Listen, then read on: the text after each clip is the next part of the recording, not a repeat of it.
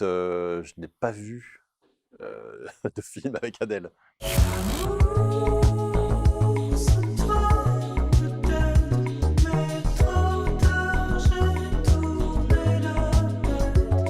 On s'attend toujours à rencontrer quelqu'un de spécial et en fait, c'est très agréable de rencontrer quelqu'un de normal. Voilà. C'est un peu con à dire, mais c'est la réalité. En fait, ça fait souvent ça avec les comédiens. On s'imagine quelque chose et en fait, c'est complètement au niveau des hommes. Donc j'ai rencontré quelqu'un de tout à fait normal, comme une boulangère, par exemple. Moi, je travaille à l'oreille. Donc en fait, c'est avant tout la musique des mots qui m'intéresse. Moi, c'est comme ça que j'évalue les comédiens en général et les comédiennes. Et en fait, chaque moment qu'on a tourné avec elle, tout le monde était... ça prenait beaucoup de place, en fait.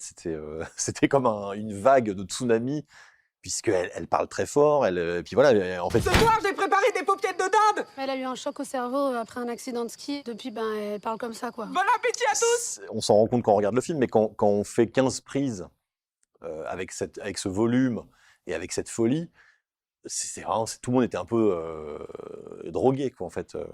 Donc, elle nous a tous bluffés parce que ce personnage prenait beaucoup de place. En fait, il n'y avait plus de place pour personne quand elle était en vie.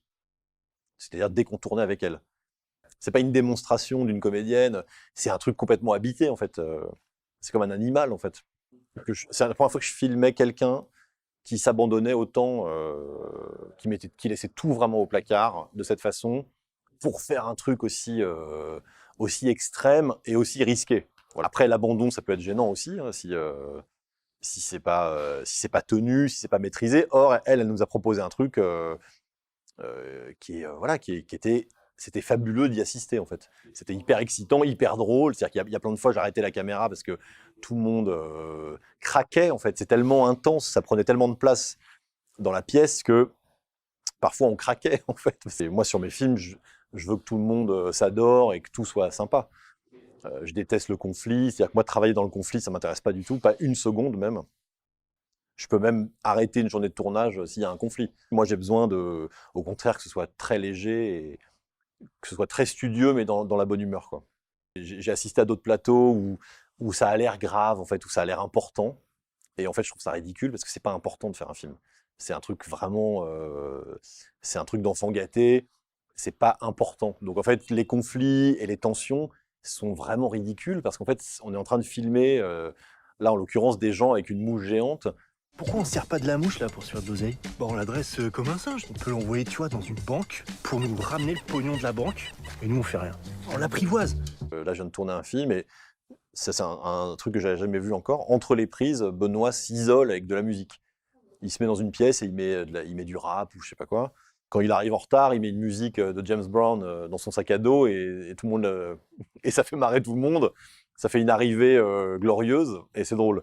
Non, sinon, non, il n'y a pas de musique sur le plateau. Il s'est passé un truc sur Mandibule qui était infernal. C'était Grégoire et David ont une passion, c'est de débarquer le matin avec un tube horrible en chanson pour le mettre dans le crâne de tout le monde. C'est très facile d'injecter un morceau pourri dans la tête des gens comme un virus, en fait. Voilà, donc eux, ils arrivaient avec Scatman, par exemple. Ils chantaient Scatman à 7h du matin. Du coup, tout le monde avait Scatman dans la tête toute la journée. Voilà. Moi, je fonctionne avec des rencontres. De projet en projet, je rencontre des gens parce que un film le nécessite et je me dis, ah tiens, qui pourrait jouer cette nana? Ah bah, elle est formidable, bien sûr. Donc, je vais la rencontrer et puis voilà, le truc se fait. Mais je n'ai pas de fantasme de... J'ai l'impression que je peux travailler avec n'importe qui, en fait. C'est ça que je veux dire. Même quelqu'un que je n'aime pas du tout aujourd'hui, soi-disant, où je crois où je me dis, ah non, bof, en fait, à partir d'une rencontre et un projet peut permettre ce truc, et d'un seul coup, je vais changer d'avis et en faire un truc formidable et avoir une relation super avec quelqu'un. Voilà. J'ai dû dire des conneries, j'ai dû dire à une époque, ah, je ne travaillerai jamais avec ce mec.